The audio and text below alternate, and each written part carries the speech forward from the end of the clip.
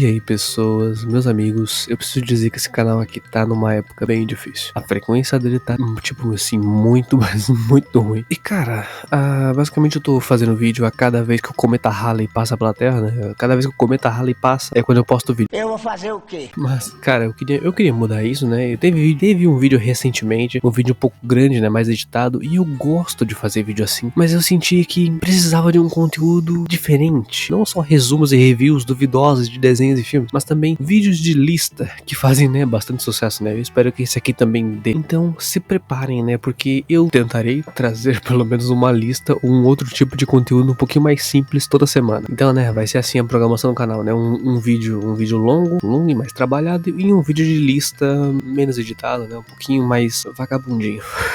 Desculpa o termo, mas é mais vagabundinho. Não que meus vídeos sejam lá essas coisas, né? Mas esse vídeo aqui vai ser muito mais simples. Então, bora lá para momentos macabros de desenhos infantis.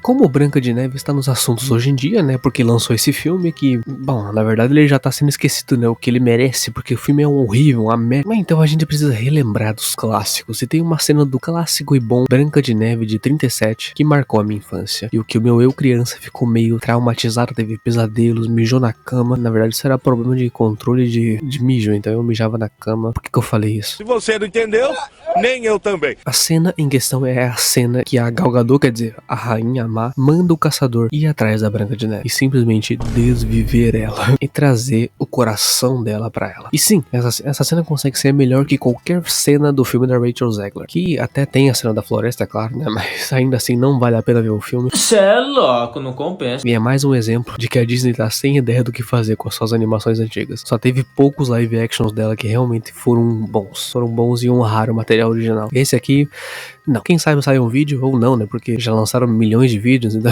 vai lá, vem outros canais. Mas o pior é o que vem depois da cena do caçador, que sim, é tenebrosa, né? Vendo que o caçador quase ia matar uma adolescente, uma adolescente, né? Porque ela tinha acho que uns 16 anos nessa a Branca de Neve. Mas depois dessa cena, imagina você que alugou esse filme, botou no seu DVD. Pensa que hoje em dia você tá com um pouquinho mais de 20 e poucos anos, tá? Mas você era na época uma criança, sozinha na sala, botou esse filme pra assistir e se deparou com essa cena e com essa trilha sonora. Fuja, menina! Vá! Para bem longe!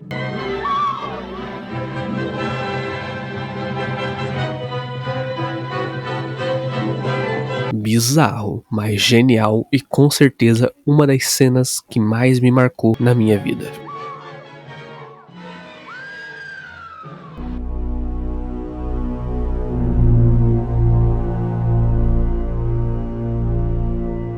Ninguém espera que um desenho sobre um monge que caceta geral e domina todos os elementos tenha alguma cena de terror, mas tem, acredite. E a parte em questão é justamente quando o Aang visita um mundo espiritual. Vocês podem me chamar de fresco, né, mas essa parte me deixava minha imaginação fértil pensar em coisas além do que outras pessoas podem imaginar. Que é a cena em que o ladrão de rostos aparece, e o Aang precisa saber o nome do espírito da lua para pedir ajuda. E o Avatar Roku diz que apenas este espírito é velho o suficiente para saber essa informação. E ele já avisa o Aang que não se deve expressar nenhum tipo de emoção perto dele. Quando o Aang chega perto da caverna, ele já vê um macaco sem rosto. E quando ele encontra o tal espírito...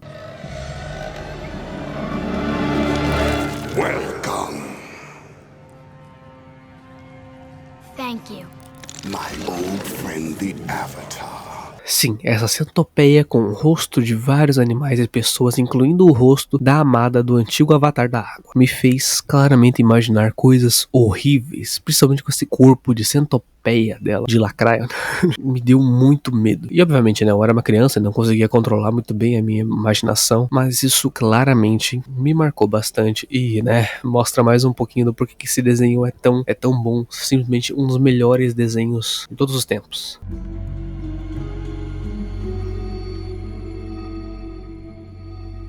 E sim, eu preciso falar sobre Pica-Pau e eu não tô falando do episódio do morcego, que cabe também aqui, né? Porque o barulho da sirene, né, era o que mais me aterrorizava quando criança. Mas o que eu falaria aqui é o episódio Alameda Parabalho. Um episódio em que o Pica-Pau e o Zé Corubu são marinheiros que trabalham num bar e que são seduzidos por uma mulher. E começa aquela cena de perseguição clássica entre os dois, né? Uma clássica perseguição gato e rato. Mas na verdade, a mulher queria levar eles como sacrifício pro deus da ilha. Ou melhor, um demônio da ilha. Porque, nossa senhora, isso aqui é feio que dói. Nossa, mas é muito feio. E esse demônio da Indonésia quase engole os dois e os faz de almoço. Mas os dois conseguem escapar com sorte e prometem não se deixar iludir por mulher. As mulheres hoje em dia só querem os bonitões, cara. Real. Red pill. Mas instantaneamente eles veem uma mulher chamando eles e não conseguem resistir. Mas o que estava em chamando em questão é mais bizarro que o próprio deus da ilha.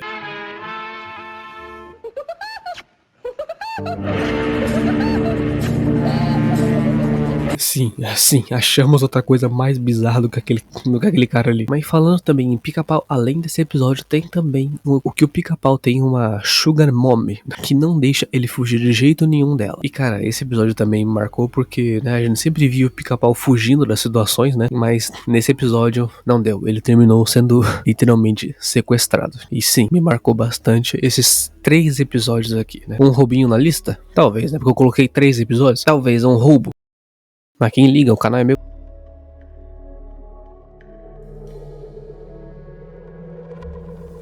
Turma da Mônica, sim, mais um que vocês não esperavam. Até porque Turma da Mônica é um desenho tão inocente e tão infantil, né? Talvez antigamente nem tanto. Porque além de episódio em que tem um rolê no inferno e outro que todo mundo fica azul, aterrorizante, mas o episódio em questão é bem antigo e se chama O Plano Sangrento. Que começa com a Mônica assistindo um filme de terror. Provavelmente aquele filme dos tomates assassinos. Que dá muito medo, cara. Ah, nossa, eu tô tremendo de medo.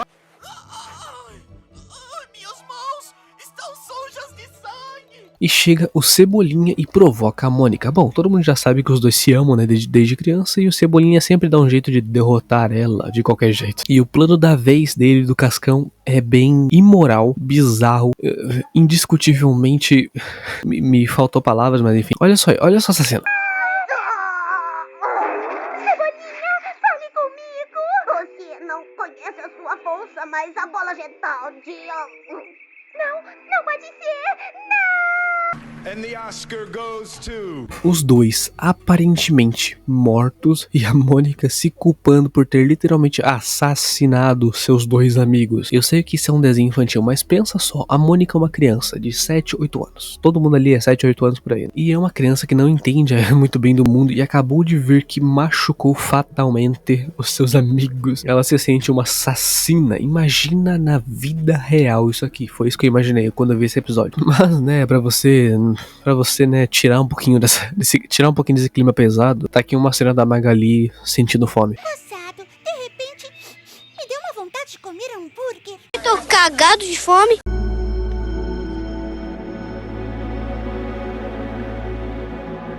Coragem, o Cão Covarde. Esse desenho já é conhecido por ter vários episódios macabros, então conteúdo pra colocar nesse vídeo não falta. O episódio que eu vou falar aqui é sinceramente um dos que não só me deixou com medo, mas também me deixou paranoico. Vocês já vão me entender, tá? Fred, o Esquisitão, é o nome do episódio, que mostra que Muriel está esperando a chegada do seu sobrinho Fred. E já na apresentação dele, ele já mostra que é bem esquisito. Novo amigo, meu nome é Fred. Lugar nenhum. As palavras que ouve estão no meu pensamento e Fred é meu nome neste momento. E eu tenho sido muito cruel. E toda hora ele fica falando, né, que ele tá sendo cruel, que ele vai ter a oportunidade de ser cruel. E esse negócio de ser cruel dele é cortar o cabelo das pessoas. Coragem, venha conhecer o Fred. Foi quando minha vista cansada se deparou com um cão. Fedia como um dragão. C-A-O-T-I-O se escreve cão. E é também como eu escrevo cruel. Isso ele fala quando ele fica preso com o Coragem depois que o merda do Eustácio joga ele no banheiro e tranca os dois ali. Cachorro idiota! E basicamente o Eustácio sempre quer se livrar do cachorro, então isso é uma boa oportunidade dele. E o jeito que o Fred fala, que gosta de cortar o cabelo das pessoas, e quando ele faz isso ele tá sendo cruel. Ele fala isso como se sentisse prazer em fazer o que ele faz. Pra mim eu interpretei isso como se o episódio estivesse literalmente mostrando um abusador. Quando ele era criança e ganhou um hamster, ele raspou todo todo o pelo dele. E ele ainda fala sobre uma menina que era sua namorada, que tinha um cabelo gigante, né, enrolado. Ele até fala uma frase que... Esses cachos me lembram uma menina de cabelos longos. Ah, como eles se enrolam e me levam a ser cruel. E foi aí, né, com a namorada dele que ele viu a oportunidade de ser cruel. Claramente é uma alusão ao abusador, ou serial killer, né? Pra mim, ele é um abusador. Você pode interpretar dessas duas formas, ou de outra forma, eu não sei. Pra mim, ele é um abusador, visto que ele fala das suas vítimas de um jeito que ele sabe que aquilo é errado, mas ele não consegue resistir. Ele não consegue resistir a ser cruel. Claro que o desenho, né, ele só pôde fazer referências a isso com ele cortando o pelo de animais ou o cabelo de pessoas. Ele não podia deixar a mensagem clara, né? Mas, tipo assim, pra um desenho infantil a mensagem até tá clara demais. Se você é criança, você não vai pegar, é claro, né? Mas para adultos, nossa senhora, cara. E eu ainda fico em dúvida de como que esse episódio foi lançado antigamente. Porque hoje em dia ele não passaria nem ferra. Mas, enfim, o que era a paranoia que eu falei no início, né? Nessa parte do Fred? Bom, vocês viram a tara do Fred, né? Então, ele literalmente me deixou com medo, não por ser parecido com o abusador, porque eu nem sabia o que era isso na época. Mas sim, ele me deixou traumatizado porque eu não queria ficar careca. E é com essa reflexão, né, com esse desabafo aqui, que terminamos o vídeo. Um abraço pra vocês e tchau.